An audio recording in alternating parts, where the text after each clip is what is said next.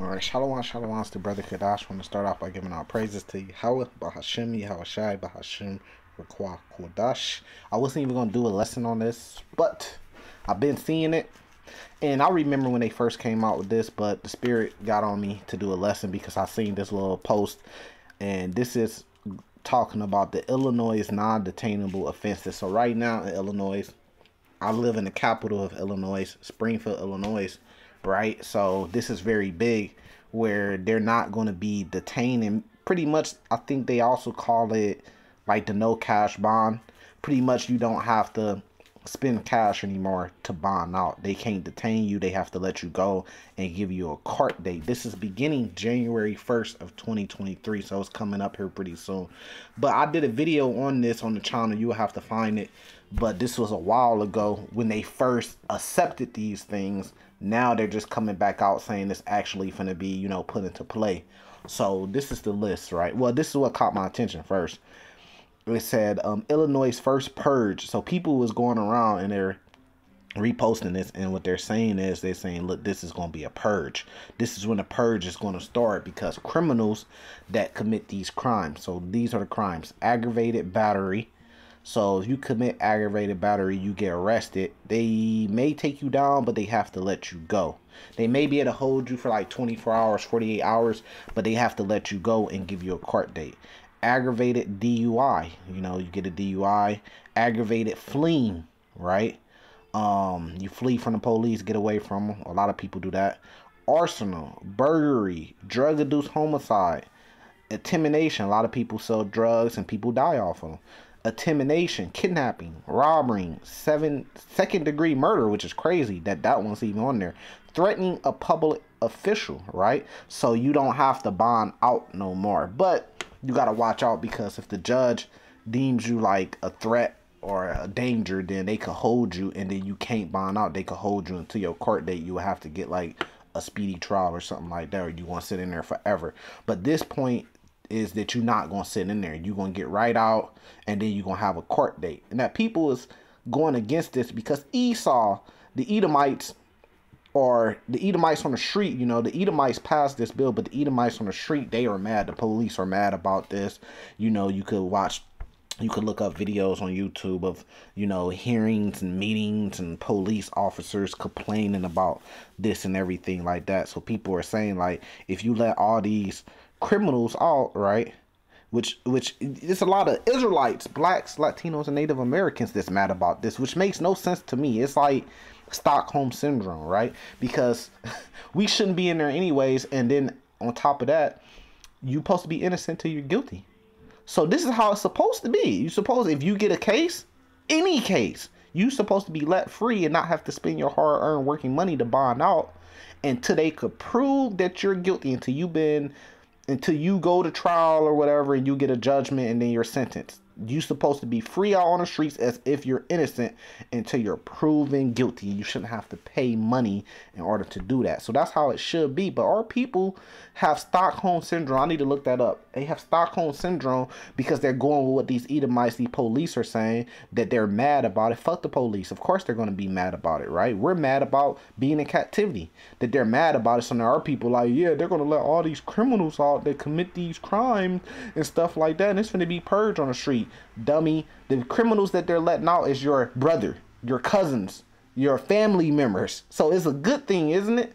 These are your same family members. This ain't like we make up like 80%, 90%. If you add the Latinos with the Negroes, right, natives, of the jail cells, if you add them all up in America, we make up the biggest percentage of the incarcerated, you know, that's in jail. Us. So this is our people being let out, man. We don't need Esau to punish our people, man. All we need to do is teach this word, teach this truth, and wake up our people. And the ones that don't want to get it, the Lord is going to deal with them. That's Zechariah chapter 13. The Lord is going to deal with the 2/3 that they don't want to get it, man. We don't need Esau. We don't have to call Esau and have Esau do something about it, man. Fuck Esau, right? So this real quick precept, this is Ecclesiastes 7. Chapter 7, verse 7, it says, surely oppression maketh a wise man mad. So you being oppressed in America, the Israelites being in slavery in Mystery Babylon, which is America, this should make you mad, right? It says, and the gift destroyeth the heart. So they give us little gifts here and there, And that destroys our heart, right? You live in a first world country. You have access to the technology. You have access to, you know, everything pretty much being at your fingertips, right? And our people, this destroys our people's heart. Our people get content with being in America.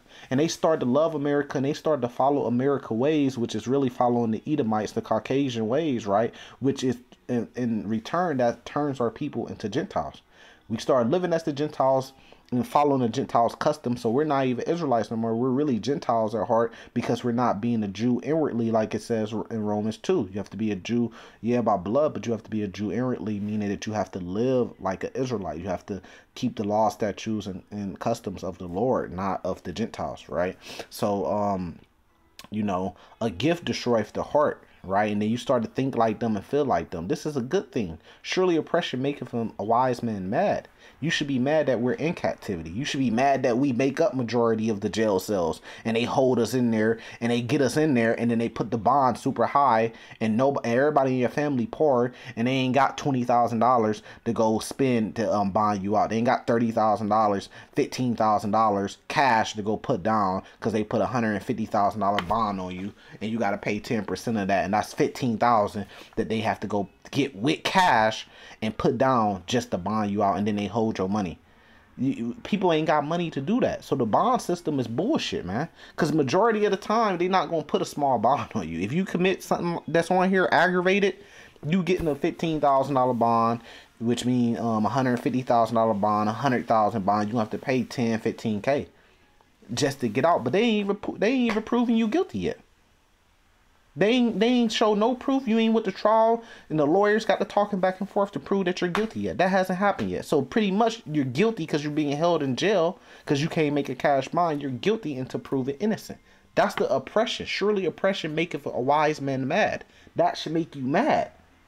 So this is actually a good thing, but they also got ways where they could use it against you, and it could be a bad thing. Like the judge could just say you a danger to the community and hold you in there, and now you can't bond out. But does it matter? Because you wasn't gonna bond out anyways, because you wasn't gonna be able to make the $20,000, $30,000 bond anyways. So at least, you know, people that commit these is non-detainable. They can't be detained. This is going on right now in Illinois, and there's a big thing going on about it because you have Chicago and Illinois, and you have a lot of this going. Chicago's already a fucking purge. What are y'all scared of? Illinois' first purge started January 1st. Chicago's already a purge right now. So try something different. Switch it up, man. You know, here I got another precept. Actually, I want to get into this word, Stockholm Syndrome. That's what you're seeing, right? Let me see if I can look it up. Okay, this is just on Google, and this is Stockholm Syndrome. This is what our people got. We've been in slavery and captivity and under these Edomites for so long that we started to have Stockholm Syndrome, that we started to love the same people that's doing us wrong. We started to love their presidents. We started to love Elon Musk and Jeff Bezos and look up to them. We started to, motherfuckers is sitting here, Israelites, blacks, natives, and Latinos is sitting here crying and shit and mourning over Queen Elizabeth dying. But then you got some of them that's out there celebrating too. They mourning and crying over Queen Elizabeth dying. These is the same people, the British, right, in America, British settlers, is the same people that put our people in slavery. The same people that committed the Indian Removal Act, taking land from the Native Americans, putting them in slavery, the Trail of Tears, the transatlantic slave trade, redlining, all this shit, man. The same people. These are the same people, man. Right? It says the definition is feeling of trust or affection felt in many cases of kidnapping and hostage taking by a victim towards a captor. Right? That's the person that put you in captivity, right? You're the captive, they're the captor, right? So you start to feel affection, and you start to trust the same people that wasn't we kidnapped? Wasn't that slavery, transatlantic slavery? Wasn't we held hostage, you know, was turned into slaves, bondman and bondwoman, slave man, slave woman, right, to do whatever they please? Wasn't our family split up in slavery? Wasn't our wives raped in slavery? And the man raped at that in slavery, whipped and killed, forced to fight each other to death, hunted down, shot, Did that happen to the Native Americans? Weren't they raped, killed, shot, went to war with the so-called settlers, the pilgrims? Wasn't they gold stolen? Wasn't they land stolen? Wasn't family split up and tribes split up? Now y'all starting to feel affection and trust to the same motherfuckers that did all this stuff to us. Or you might say that's in the past. No, it still happens to this day. Don't we make up majority of the jail cells? Jail population? Isn't our kids still getting shot up in the street? People don't even, it happens so much people ain't even speaking about it no more. I just seen a couple other black kids that just got killed by police. People ain't even making a big thing about it no more because it's happened so often. It done got played out now. And then they excuse is, well, y'all do it. That don't mean shit. Me and my brother could go in the backyard and fight because we're mad at each other. But a motherfucking outsider bet not put his hands on it. That's in family shit. The family handles that. But they put you under illusion of we're all one people. So they could justify doing the shit that they're doing. Well, we took the land from the Native Americans. They was fighting tribe against tribe. And they was doing everything. So we just came and put them all in slavery and took the land. And you justify it. That's that divide and conquer shit, man. But yeah, y'all starting to trust in the enemies, man. Oh, this is the purge. Here, let me hold that right there. Right, this the purge, and this is a bad thing because Esau's saying this is a bad thing. Man, fuck Esau. This is speaking about trusting in man and trusting in the enemy. Let me see if I can find this.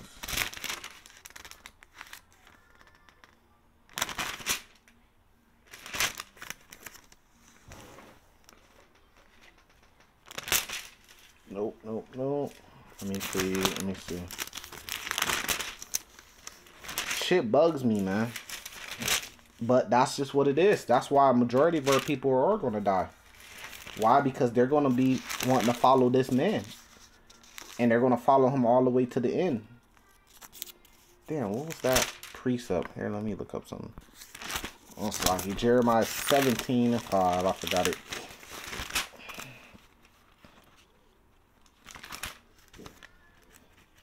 You shouldn't be caring weird about what laws they make, man. They gonna do what they gonna do. All you should worry about is the laws and statutes and commandments of the Lord, and try to follow those to the best of your abilities.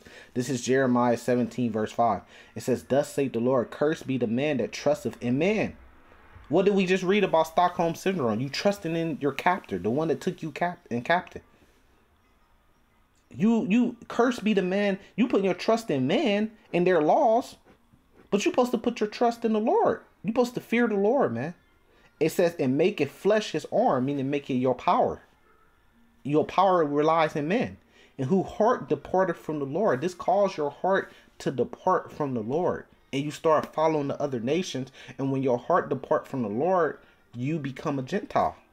That's why it says neither Jew nor Greek, because the Greeks were Israelites by blood, but they're being called Greeks because they weren't living as Israelites. They are living as Greeks. So they've been called Greeks the same way the so-called Negroes. We are Israelites by blood, but what were we called? Colored, nigger, Afro-American, and then African-American. We're called Americans. We're not called Israelites today. Because while we've been living like Americans, we've been keeping holidays, Christmas, Easter, Thanksgiving Day, and we took on their ideals that Thanksgiving Day was a good day, when Thanksgiving Day was really a bad day. Do you know what happened between the so-called pilgrims, the settlers, and the Indians? Do you know how America was established? They didn't just come and buy the land. They stole land. Look up the Indian Removal Act. Look up the Trail of Tears. They raped and killed and murdered. And then they took the Negroes in slavery. And that's a fulfillment of prophecy of the Northern Kingdom and the Southern Kingdom. The Native Americans, the Latinos, with the Negroes, Levi, Benjamin, the Southern Kingdom, coming back together in captivity. That's a fulfillment of Jeremiah chapter 50. Of us coming back in captivity. Under captivity, we coming back together and pretty much crying out to our Lord in the same place that we're in captivity together, which is America, which that's how we know this place is Mystery Babylon. Right? But when you start to follow them, your heart depart from the Lord, and then that's when you become a Gentile. Let's get another precept on that. Let's break it down for you. Revelations chapter 18. Where is it? Verse 5. Let's see. Verse 4. It says, "And I heard another voice from heaven saying, Come out of her, my people, that ye be not partakers of her sins, and that ye receive not her plagues." Come out spiritually. All the Negroes, Latinos, Native Americans, we're not all about to flee America or flee Mystery Babylon. When it says come up out of her, it's saying spiritually. You have to come up out of her so you don't be partaker in her sins. You live in the way that she is, and that puts you in sin. You start keeping the holidays, but you ain't keeping the high holy days. You're not keeping the dietary law because you're following the ways of America. So it's okay for you to eat pork. It's okay for you to eat shrimp and lobster. You're not following the ways of the Lord. So that makes you start to sin. That's a sin, right? What's sin? Transgression of the law. Of what law? Right? It says, "And that ye receive not her plague." So when the Lord starts to plague this place and take this place down and destroy this place, you don't want to be caught up in that. You want to be saved by the Lord.